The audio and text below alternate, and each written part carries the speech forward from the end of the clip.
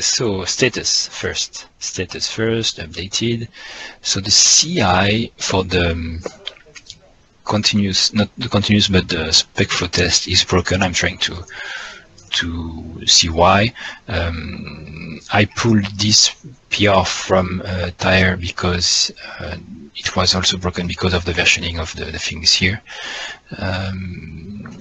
Otherwise, what's happening here? Pull request user parameter token object. So this is not small change because one of the tokens in the user's workflow is changed. The name of one of the tokens is changed, but it was not working. So this is a breaking change, but at the same time, it's not breaking anything because it was already breaking. What it's doing is that the user token was conflicting with another one. Well, the other one somewhere else, like user context, something like this, was not was conflicting with one of these. So it's just passing. Oh no, this is a user. So user here contains the user context from the event, and there is another user token in the workflow with actual user. So now it's just saying, well, this context, let's call it user parameters, and the user actual user object pass it as user. So it's splitting this one in two. So there is no more conflict with the user, which is an actual user from another source of the tokens. So it's updated it this way. Benedek fixed some issues with default values and the fields. When the object is new and it doesn't have any current value, like for instance, if you have some code which is defining already a default value, it will take it instead of assigning it with the default value. Okay, so it's checking if there is no value in the current object that it's trying to edit. And it did that for all the fields. Hide gallery menu items on other tenants than default. Yes, because the menu item was displayed, but when you try to go on the tab, you will get a security exception because you don't have access to that. So now it's not displaying the links if you are not on the default tenant because you won't be able to go to the tab otherwise. I fixed the gallery search because the name of the modules have changed, so I needed to take into account a specific prefix for the modules on the gallery. So the search in the gallery tab, the same as this one, was broken. Now it's fixed. Merge branch 110x into 110.2. And there is another change in 110x that was merged after that, which is a remove content definition step. So a step recipe to remove any part or content type from a recipe. This was a safe change, so I put it in 110x. I will merge it again on 110.2. 110.2 has been merged onto dev also, which got these changes. So lots of changes from Daniel, but first, Josh here. This is a new feature that lets you reuse some cache entries if they match some specific ray strings. Like very specific, very common example, if you have Google Analytics and you have a UTM core string value, this is just mentioning the source of the link. You don't want to vary by the content of your page based on this UTM value in the core string. So now you can do things like this.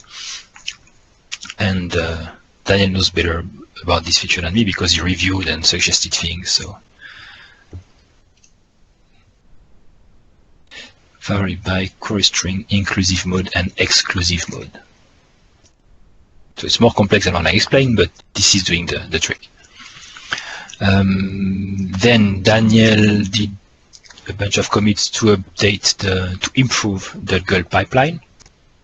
The beautiful Gulp pipeline. So I found new things. Here I see the flatten and the separate minified, which are two new features, right? Yep, correct. So from the name separate minified, if you want multiple min files instead of a single one. So no, it's more about if you want the min files to go in a separate path, like if you want to keep them separate from the other ones. Interesting. And the flatten one is to basically, when you use a wildcard glob in the source, when you use a wildcard for the source, then the point in the path where the first wildcard is always the base path of the output. But sometimes you don't want the source structure to be duplicated in the output folder. So in that case, you can use the flatten parameter, set that to true, and it'll flatten the whole thing and just put everything relative to the root of the output. I don't know if that makes sense. Well, you will document it, right? Oh, of course, as always. Because we have a nice docs dot something like this. And we have the Gulp pipeline somewhere. Can't remember who made it. Probably Matthew.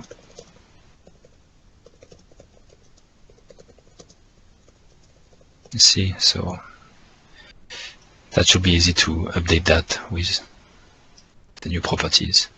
Yep. It's a nice one, I like that. Who did that? Is it written somewhere? It's Matthew. Yeah, okay, Matthew. So that's it. Then yes, this one I merged this morning to fix the CI. It's pending, it's building. That's it.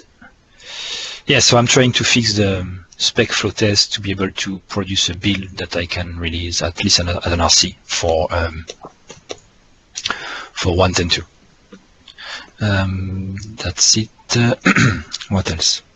Just checking if there are some blocking bugs for 1.10.2, just an ID.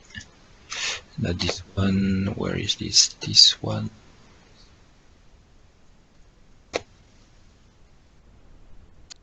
And issues.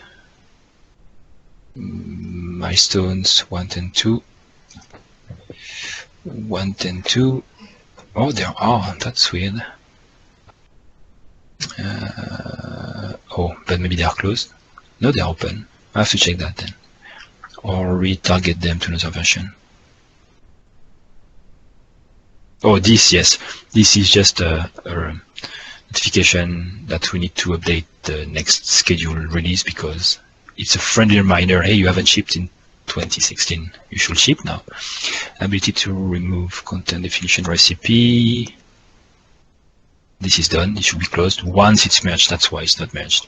Copy paste error. This is something that we already fixed in dev, but was not fixed in 1.10x. It's just that the logging information states, or it's adding a content item. It's actually deleting on the log. Copy paste. And this one is something I need to invalidate for Gert.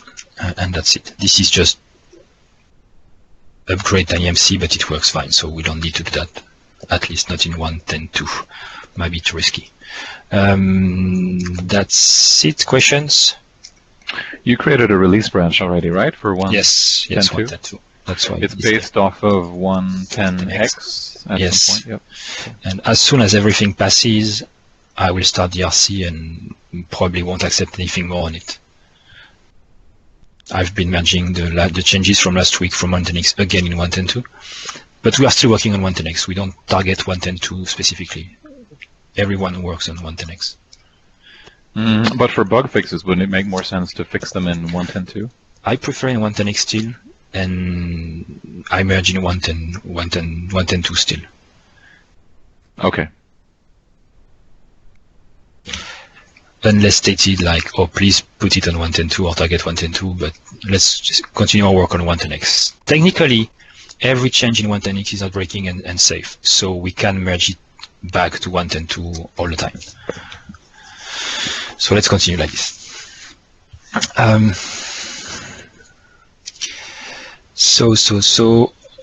Questions, comments, that's it. Road to 1.10.2.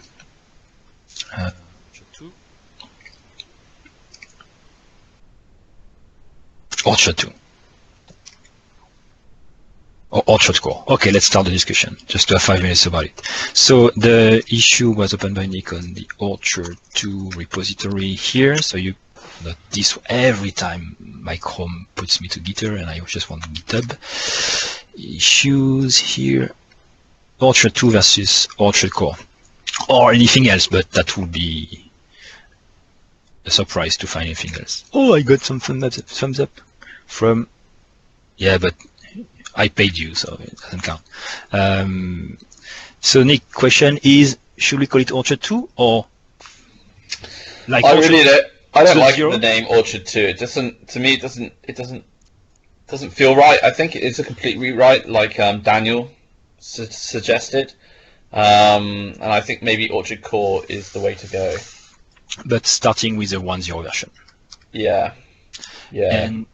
And so just like because Daniel suggested the same thing, starting with the 1.0 version.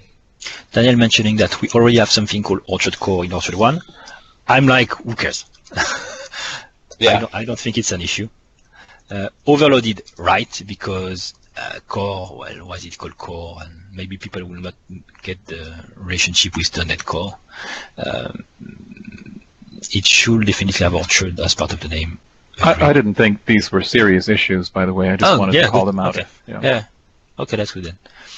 We should start over with the versioning. So agreed with Nick. So right now it's Orchard, it's Core, it's 1.0. I don't want to add yet another name to Orchard. You see, Construct Mechano or whatever, Orchard Foo. I think I mentioned it there because Orchard is already maybe not a very good decision to call it something like Orchard. Because it's such a radical rewrite. I mean, it's completely written from the ground up. Calling it Orchard 2, I am more into calling it Orchard Core. That way. Yeah. So you agree also. I think everyone agrees with that. I haven't heard anyone saying no. I want it to be called Orchard 2, or please say something. No. Even but Simon. Sebastian, you also mentioned core being reflected in the namespaces, and I have to say I'm skeptical to that. Why not just keep it Orchard dot whatever? I don't care. I'm not suggesting. I'm just like you did, stating this. Like we might want to talk about it. Do we want or not? I know, for instance, in ASP.NET, it's called, and that's why I mentioned it. It's named. Or didn't I write it down? I copy-pasted it explicitly. It's called Microsoft.ASP.NET Core. Yes, ASP.NET Core in one word. Like that's why I'm mentioning here Orchard Core in one word. Yeah. Because it's ASP.NET Core and .mvc or .whatever. So if the name of the product is Orchard Core, then we could have Orchard Core because I agree. Also think that we have two products. That we are trying to have two products: the modular framework, and that's why I mentioned it here. Orchard Core being the free open source modular software as a service framework for ASP.NET Core, and Orchard Core CMS, which is a CMS based on that, and ASP.NET MVC. But this guy doesn't say anything about a CMS or MVC. It's just modular and multi-tenant and many services for building applications. And so the source code could have Orchard Core namespace and Orchard Core.cms for all the things that are CMS related. So there is no confusion. And I'm just suggesting or driving the discussion if people think it's good to have that in namespace and to separate the two. On second thought, I actually think it maybe makes sense to have it in the name. Because as you say, that's the name of the product. And it does remove the concern that you might ever confuse the code with code that is from Orchard 1. So what should I read here? Hey, it's more than to the .NET nomenclature. Yes, that's why maybe we could follow that. Although that is end of itself confusing. What is confusing? The namespace? Well, just you have ASP.NET 1, 2, 3, 4, 5. Then you have ASP.NET Core 1. For those of us who are not completely steeped in Microsoft lore, you're like, is this like a? It's kind of new, but it's really .NET 5. I mean, and think internally, some of the assemblies say .NET 5, so it is a little confusing sometimes. I don't get the conclusion. So the conclusion is use the namespace or don't use the namespace like this. I think the namespace is fine, but I think it's better to be consistent with the .NET framework, well, even though the nomenclature, the branding is of itself a little confusing. Yeah. So Antoine also mentioning that we already have some, and it's my bad. Oh, well, my bad. It's my decision to call some of the projects in Orchard to .core, because I'm also following the convention from ASP.NET, which is if a project is a set of implementations, but is not self-sufficient, and this is what we do for some of the projects, I call it .core. Like we have a .abstractions to provide the interfaces and the context objects, the models, and .core when it provides implementations. But it's not a module per se. The module itself uses core, but any other API could use core without providing a module. But that's not a big issue. We can, yeah. .core doesn't even reflect a namespace. It's just the name of the project. Like .abstractions, that doesn't reflect a namespace. It's just the kind of project it is. I don't think this will be an issue, and we can even keep it this way.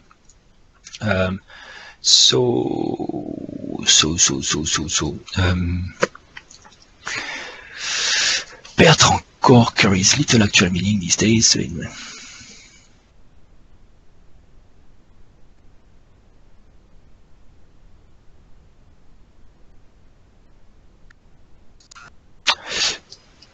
So so rename those projects with something more meaningful. Example. Yeah, I don't have an idea from the top of my head. I'm just saying that maybe the mistake here really is about the module being, well, or set of modules being called core. And since core in the .NET world seems to be a lot of brand, not that much substance. I mean, everything is core, EF core, ASP.NET core, .NET core. So people are going to be confused if we use it for something. You mean in the project name, or well, in the CS project name, or the project code? I think calling the whole Orchard to Enterprise Orchard core would be fine because it would follow that line of branding. But letting the part of Orchard that's called Orchard core, I think that's problematic because it creates an ambiguity.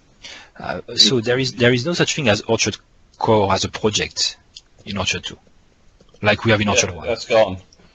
What I'm mentioning is that I could show you. Let me show you. Actually, this will be better.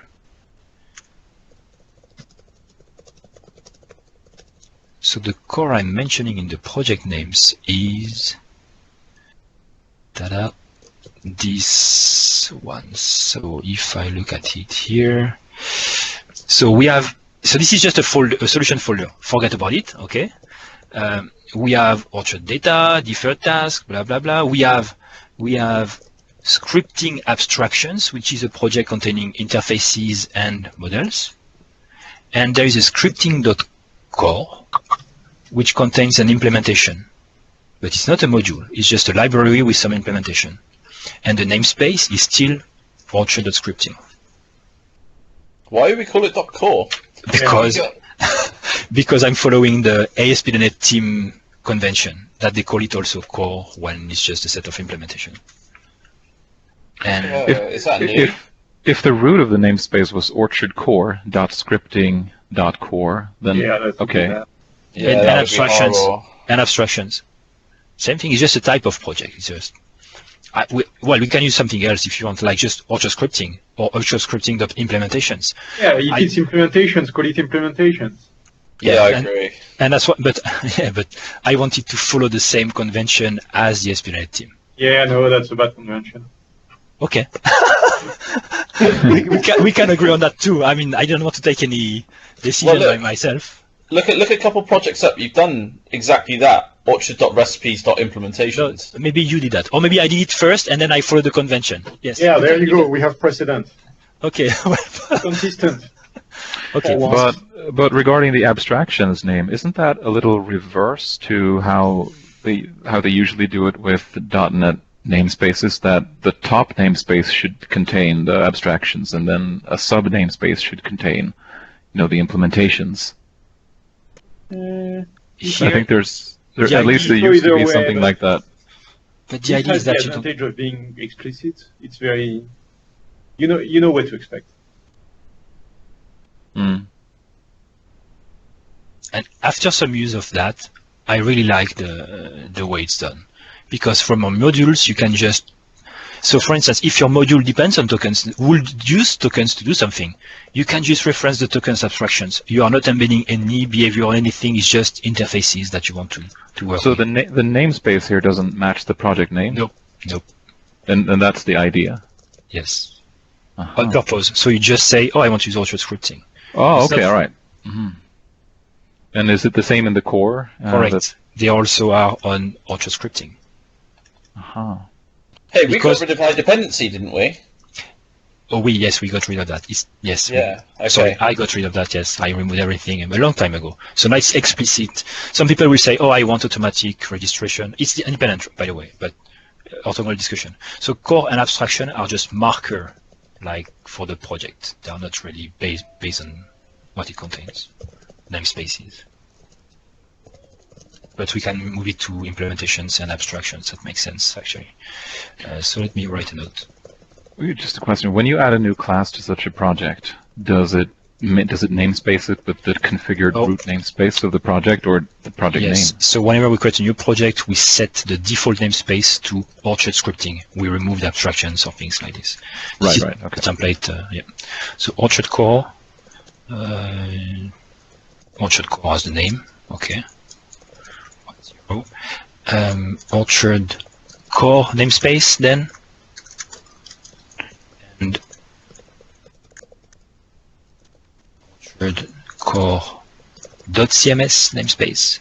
So we will have Orchard core.cms.body part, something like this, okay? The module. And abstractions / implementations packages. So I don't want to lose anyone on the chat.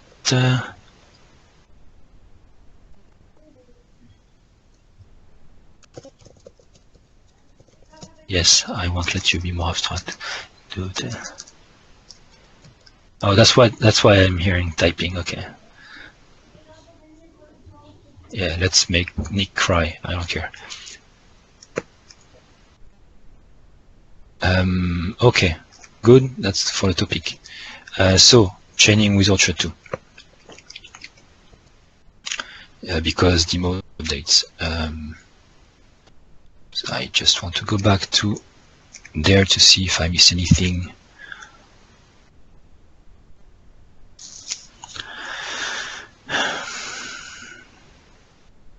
With all we merged 7 days and nothing before. So here. The ref page content, we talked about it, I think. Modified by instead of author. Now there is now owner and author. This, we talked about it last week. XML-RPC MetaWeblog API has been merged.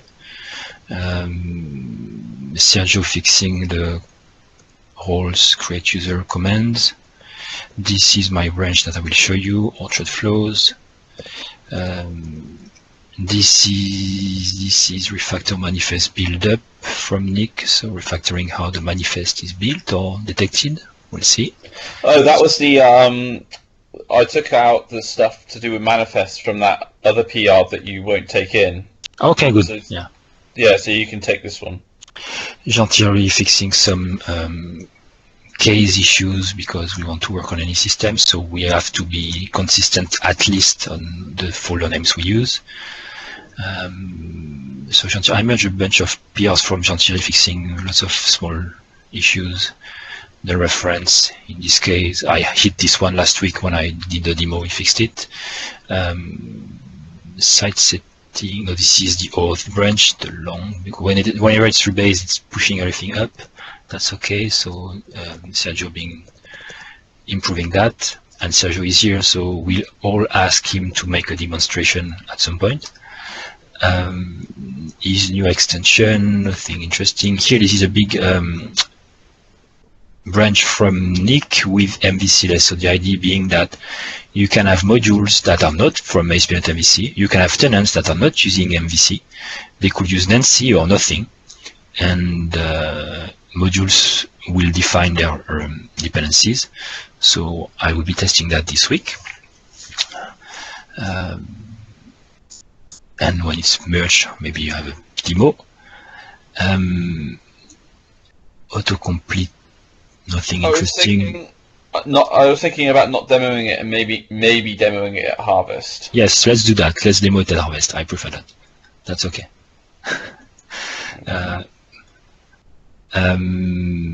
That's it. And so the feature I will show today is the flow module. So I've already showed that to Bertrand, Daniel, Sipke, and Antoine has played with it by himself before I even showed it to anyone. And I made some improvements in the meantime also. So the idea is that following the discussion, the issue that was created here, layouts and widgets, and we talked about it last week by creating a module called flow, Orchard flow, or flows, I don't know, flow. So I made something, and let me show you. So play. George is here. George, are you here? Can you see? I'm here. Good. Because I was told, oh, George needs to see. So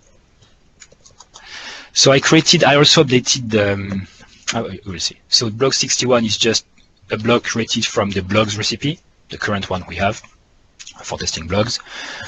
And if I go to the admin, it has the new module enabled. So now we have 2 new modules, but one is doing nothing, just describing templates. So one module is the widgets module. Okay, the widgets module, like in Orchard 1, but it's not doing the same thing as in Orchard 1. It's just describing templates for widgets to edit and display a widget. That's it. And the model is just a widgets list part if something can contain widgets. So widgets is the new block. This is a trademark from Daniel. And there is the flows module, which is the equivalent to the layouts module in Orchard 1, but does things differently than the layouts module. So the idea is that, can someone mute the background sound and find the source? Thank you.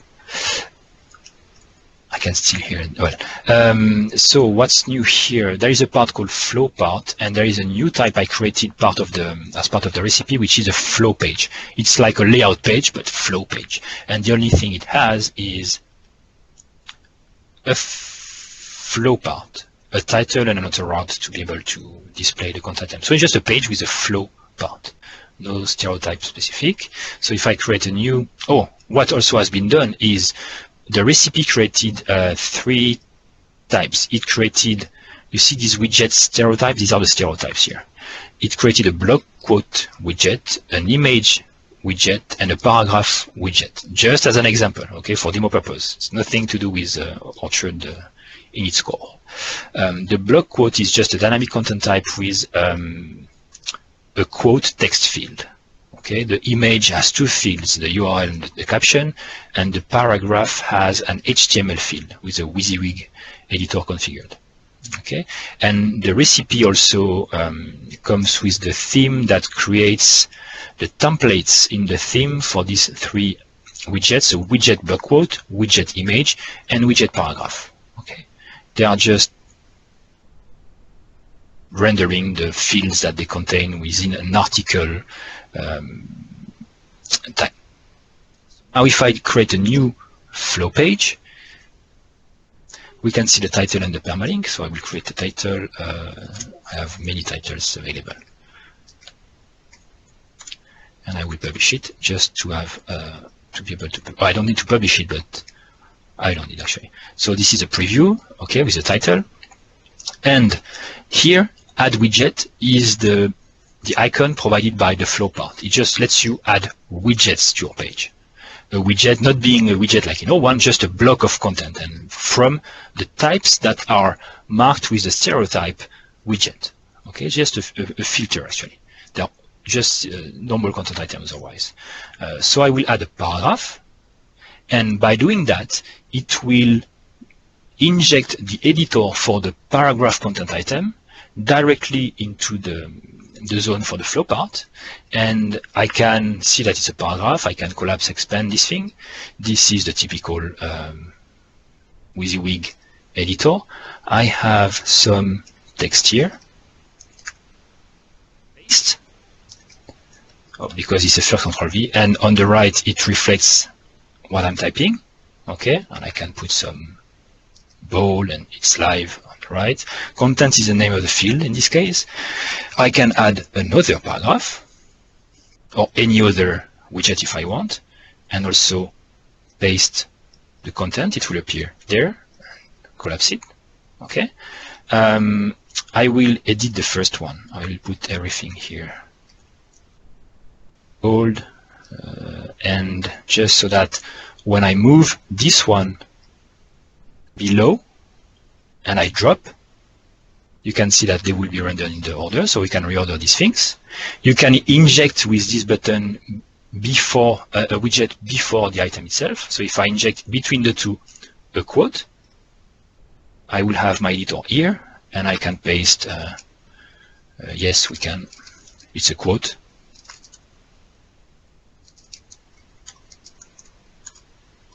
Okay, boy, there is also the live editing. So here I can move it above if I want, at the end, so it works.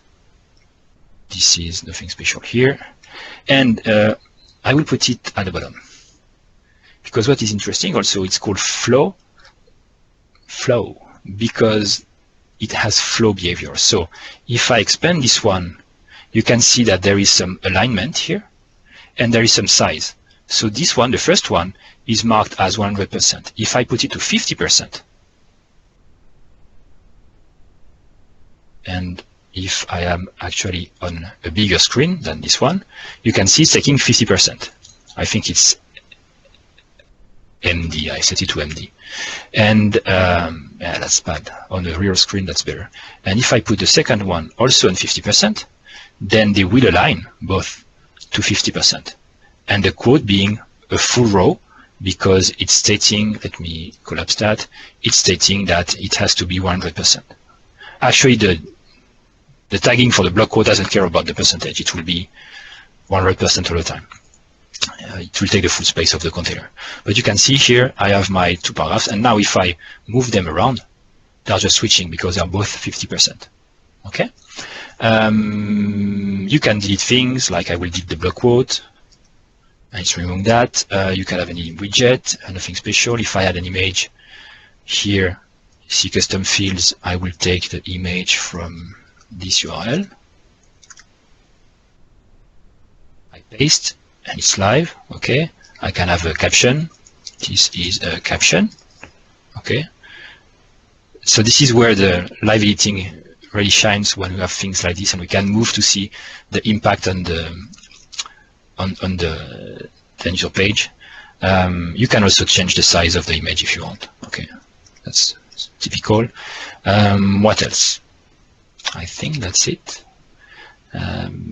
Sebastian, one of the things that I'm always dealing with is, if this works very well for static text, but what about for graphs, or what about for the things I largely used, where when it renders, it has to go back to the server to get data to finish rendering.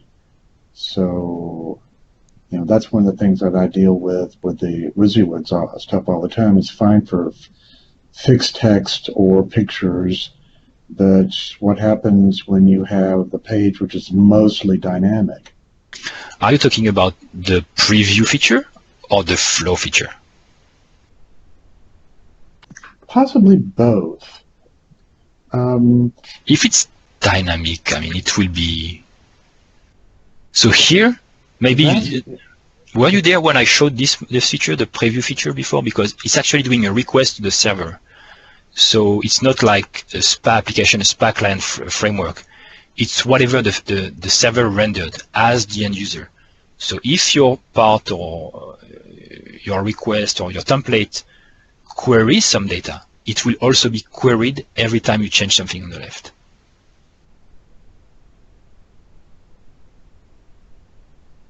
So there is no data binding here. Okay, It's so the whole thing would be to create the widget to be able to go query the data it needs. Yes, either in the driver on display or from your template when rendered. Because this page is a full render from the server side. There is no data binding. It's just as creating a fake content item with all the data that's here and rendering it and then sending it to as HTML directly. Mm-hmm. There is the effect that it's live because it's fast and local, but that's it. So something else based on the feedback I got last week is that what about nesting flow parts? Like this is a widget, okay, paragraph. But what if in this column I want many things in the same column? Okay, I could not do that with just 50% and 25% and so on. But what we can do is go to content types. I should have saved my page. Can I go back? So sad. I can go to content types and go to this type I created part of the recipe, but it's not displayed as a widget because I didn't put the widget 0 type. I will put the widget 0 type. This content type is just containing a flow part. Same way the flow page contains a flow. But I say that this content type is a widget. So now if I save and I create a new flow page, I will reuse the same title.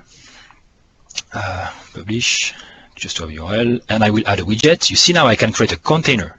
It can be called anything, like it could be called flow, very simply.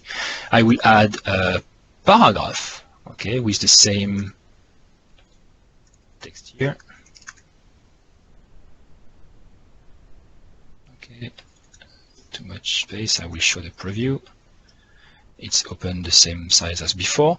And now what if I want this paragraph on the right, on the left, let's say, and on the right I want a list of things. So what you will do is just put it at 50%, inject a container, and I will collapse this one. And the container is a flow, so add a widget in this container. So I will add a paragraph and put the same text here. Okay.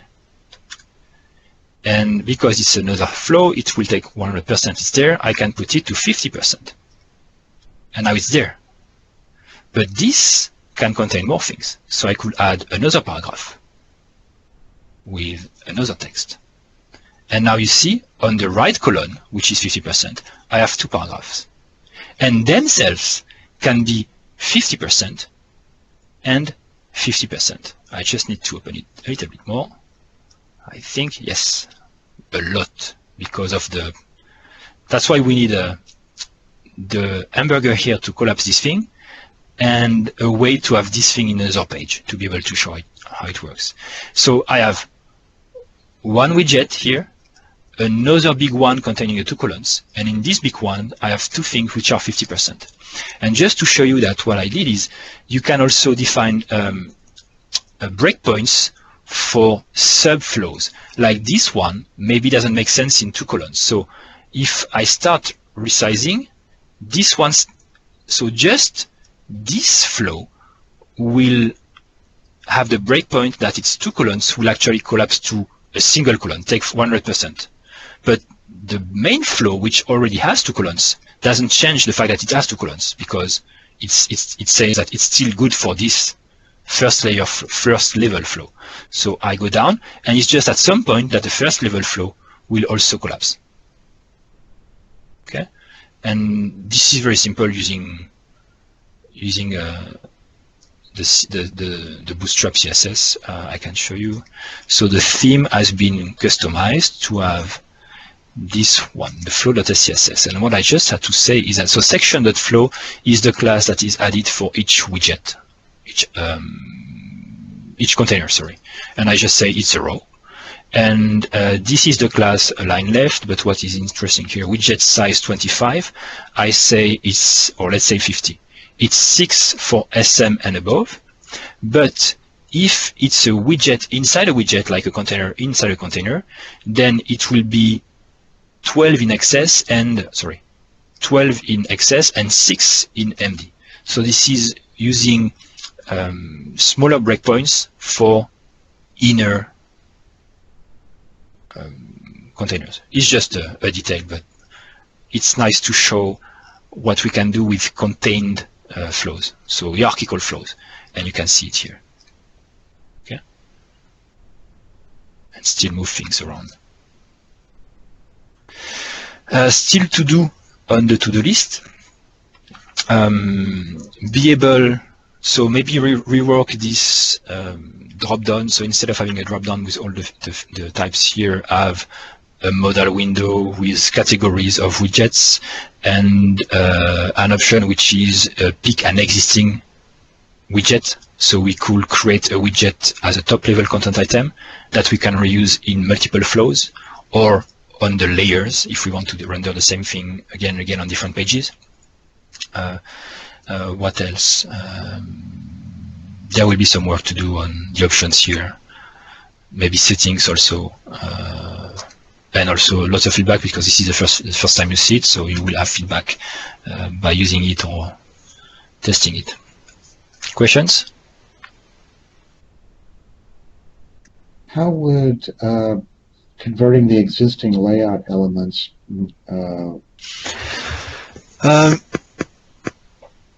so we already talked about creating a tool that will, from an export file, create a new export file, and it will detect like the parts we know in Orchard 1 and convert them to Orchard 2, like the body part will be the body part. The layout part could be converted in theory, but it will be very hard. I'm not so much interested in converting the layout part per se, but in maybe a direction or some notes on how to convert an existing, element, or it's, this is very simple. This is very simple because in Orchard 2 is just and there is an element driver in Orchard 1, and there is a driver in Orchard 2. The same thing. Display, edit, update. Same business. In Orchard 2 is just a standard type, like anything else. A widget is just a standard type with standard parts and standard fields. You don't need to create a specific element thing and register an element thing. It's just a type. So you can even build them dynamically if you want. So it's the standard driver in Orchard 2 to create a widget.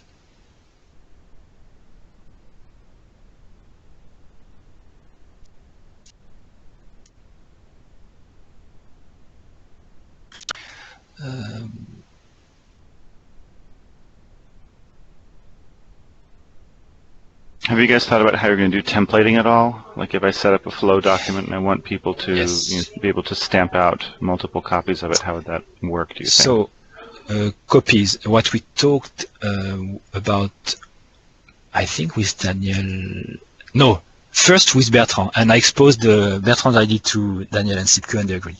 The idea from Bertrand, I will talk Bertrand, but the idea was that you will be able to create templates, okay, almost like in layouts, but just for the organization of the content, and to place things in a template.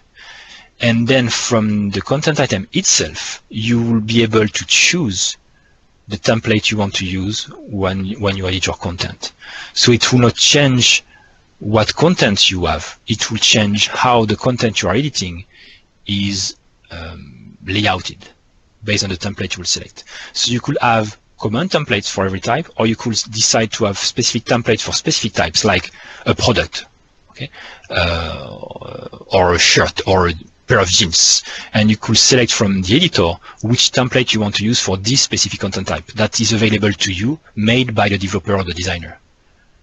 So you just edit your content as usual, you place your items in the parts that you have, but when rendered, you select which template you want to be used to be rendered. That was the idea that Bertrand exposed. Bertrand, am I right? Yeah, and you can switch the layout at a later time without changing the data schema. If you have a template like that, it becomes something that you apply on top of the data. So the flow part here will just change one of the parts, the main content zone, for instance. And this is the flexibility that the editor will have to organize the content of this specific part. It could not put anything everywhere to break your style, but you are giving a way to have some liberty in the organization of the main content, the body content. Okay, I think I have to play around a little bit to understand. I think I understand what you're saying, that you've abstracted the layout of the content from the pieces of the content themselves. So, no, this thing is just rendered in one part. It's just one template that renders that. It doesn't change the layout zones. Okay, it's like body, or it's like the layout part. What I was suggesting based on Bertrand's idea is that we can have another feature which is called templates or layouts that will let you lay out any specific content type based on its parts and fields. So the designer and the dev will give a set of choices to organize any content items content based on these templates. So if I'm in a blog post, I will still edit my flow like this, and I could have 3 different templates I could choose from, like main content with nice title at the top, or no title at the top, and stuff on the right. And I pick like what I want. Hero banner or something, like 3 different predefined, Yes. but then all the parts and fields would have to match, right? Yes, because, Okay. well, if you do it for your content type, you know what your content type is made of. And then when you define a template, the templates you give solutions for your user to select which one. But they can't move things around by themselves. They choose from a predefined set of choices. So the data schema of what goes into that layout is still tied to the template that you use.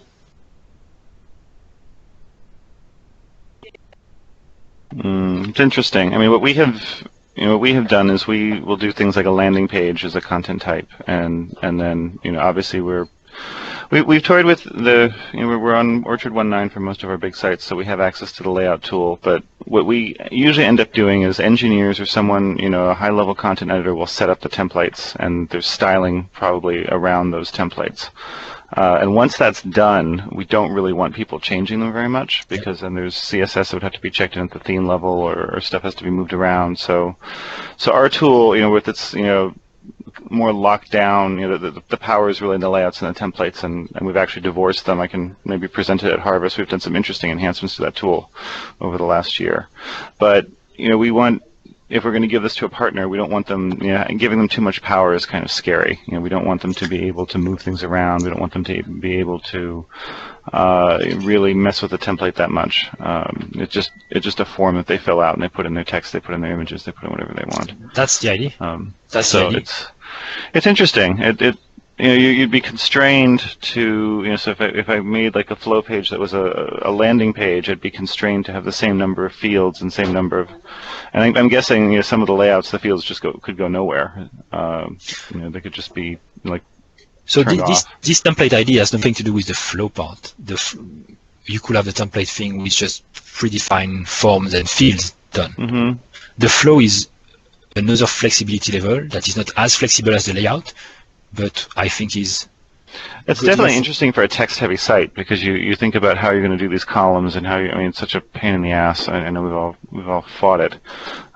This looks great for that. I mean, you can make some really interesting layouts, especially for a blog or for something that's very text-heavy. For articles, correct? For articles, absolutely. Everything. This is really cool. But again, the ability to have a kind of a canned. I'm gonna do a blog post. I want all of these things to show up, and basically I just can copy and paste and put my stuff in there and be very quick about it. because they're not everyone is going to want to make a new layout for every single page they build. But it's, the tool is cool. I mean, it's really, and the real-time preview. I know people that would probably sell their pets to see this. That's a good way to sell Orchard, I would say. Yes. That's a very good demo effect. When I first saw that on the Craft CMS tool, I'm like, that's great. It's a good mix between live editing and organizing your content. For someone who edits the pages on the site, it's very appealing. Yeah, I know. Plone has an in-place editing system for some of their pages, and I've used it. It sounds like a great idea, but then it's like, how do I click on that thing to get to it? So this is very cool that you can see, very quickly, change the content on the left-hand side and see it update on the right. What I like with this idea also as a dev is that there is no SPA. You don't make your parts and fields differently. It's just the standard parts and fields because it's server-side rendering. You don't have to do anything to work with the live preview.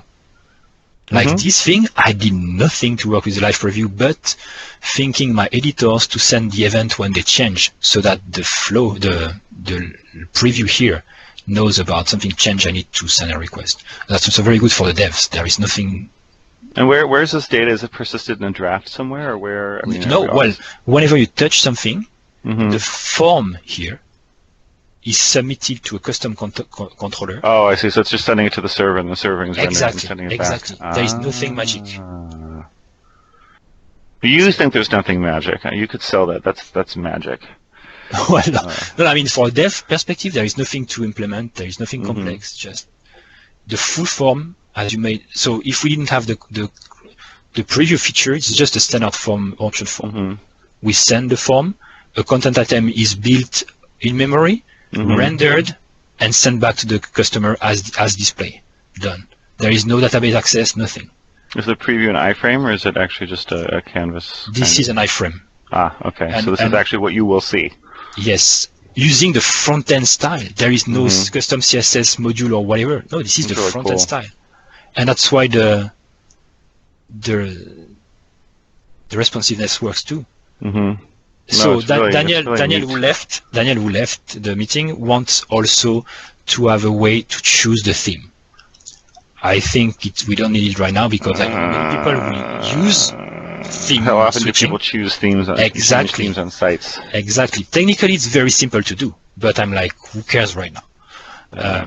What I would prefer people to do, if you have time, is because I did that with my small JavaScript knowledge and HTML, I like this to be like injected on the full body on the right so that it doesn't inject inside the editor here, and I can also extract it as a different page.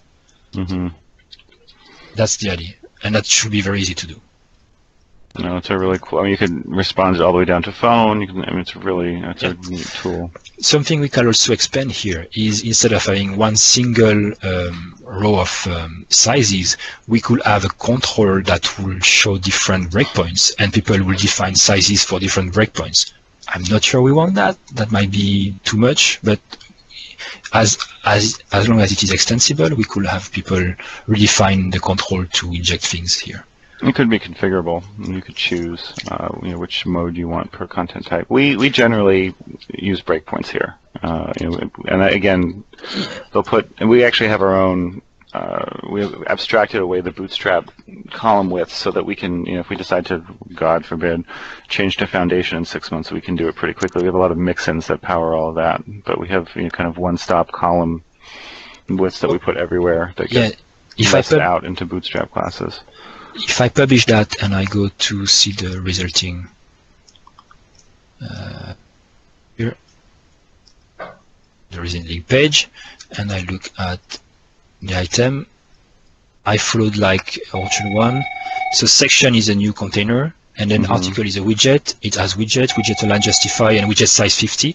So it's just the CSS that defines in Bootstrap using less files or SCSS, you see. Extend. So for this theme, that's exactly what we do. We just extend the basic Bootstrap classes. And this is default. Then you can override if you want how it's rendered, because what I did here in the template for block quote or for paragraph, for instance, I just say article, the class coming from the model, okay? but you could have your own classes and then render raw HTML from the part. That's how this widget is rendered in this theme. It's very simple. Just widget dash paragraph image block quote. Super simple. What's also cool is, like you said, is people build new widgets and they don't have to do anything for the real-time preview. They just, as long as it renders in the front end, it will render in the preview. Yep. It's really cool. Did I miss any question on the chat? I'm jealous. I want it now. You can. Oh crap! You can. You should. I encourage that. Look at that. It's one module. It does nothing special from Orchard 2. Well, kind of, but well, it could. I mean, there is not much that code. Okay.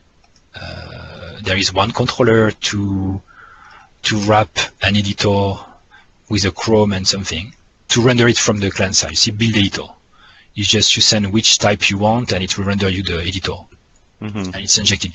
It's a bunch of JavaScript, but again, not that much. How many lines of JavaScript? 70 lines of JavaScript, and driver. There is almost nothing. It's just reusing the building blocks we have in Orchard. So theoretically, it's just a wrapper around the existing content rendering system. It's really cool. So handlers, yeah, not much. Even in the widgets module, just the widgets module was necessary just to have, because it's a stereotype, we need a custom edit template, okay, and it won't inject the save publish button from an edit template. That's what it does. And thumbnail is not used. Summary is used for I don't remember. Oh yes, if you generate a global content item of type stereotype widget, you need that if you want to reuse widgets across flows and widget layers. So that's it. It's not that much actually. So, but you should wait for Orchard 2 and use Orchard 2. You should be an early adopter. That will be better. I'll work on that. Okay, good. Objection number 1, we discussed indicate a flat pure data view for users who don't have rights to modify layout. What is objection to what? I was describing the two objections that I had when you first demoed it to me. Okay. And one was that I would have liked to see even more separation of data and layout, if you remember. And the second was that at the time it didn't allow for nested layouts. Yeah. So, yeah, that's done. And how I did it? Well, it's a part, so it was easy to do. It's just my JavaScript was not compatible with it, so I just made it compatible. Yeah. And the tricky part here is for the editor. There is one tricky part. Yes. Is that a part editor needs scripts like this thing. It's script, and when we build a part, we don't make it so that you can have multiple parts on the same screen. We do, but not dynamic ones, because we have two kinds of scripts that are injected. There are scripts from the resource manager, like we need jQuery, okay, and the body part says I need jQuery, and then the one for each element which is rendered, like this editor will target each element which is rendered. So the controller, when it renders the editor, sends back two elements, the HTML to render the thing and the scripts to execute on the client side to bind these things. Yep. So, and it works, it's beautiful. This is the Chrome here, the collapsible, the inject, the delete, and the footer. The widgets don't know about it. It's just the flow part when it renders the editor that will wrap them into a flow part template that can be customized also. Yeah, I have to run, I'm sorry. Okay, good. That's time, by the way.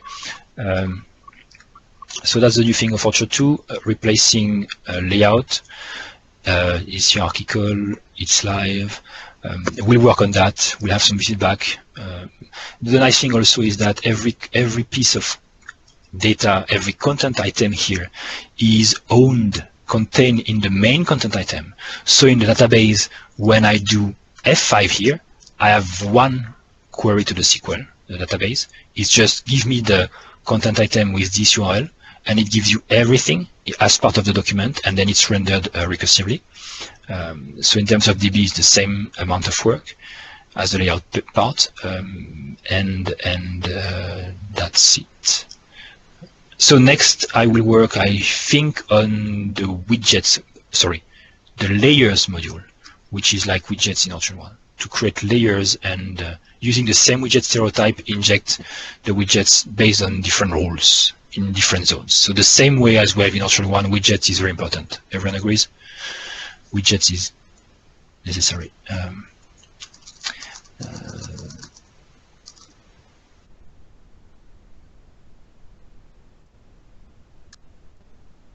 And if you want to know where it's coming from, I stole all the IDs. I put it in the. There's a link in the discussion here from Orchard 2. Maybe not on this thing. Let me see. So it's going from Craft CMS. It's very easy to find it. Craft CMS matrix. If you go to features, I've showed it many times before, but if you want to see where it's coming from, you click on this thing, the matrix field from Craft CMS. This is exactly what I showed you. Well, it's broken right now, but I took most of the IDs there. What they don't support is hierarchical matrix fields. They can't do that right now, and we do. What they have that we don't have is this nice content type editor that we might want to steal also for our content type editor. Our content type editor is currently very chatty. You have to go on the type, create a part, add a field, come back, set things. Their stuff is more spa-oriented, so you can drag and drop field names and edit in place. You don't have to save all the time. It's live. So maybe it's something we could improve. Just mentioning where I took the ID from, and that's it. Good.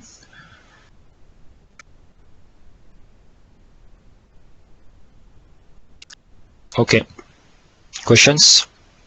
Otherwise, we'll end the meeting.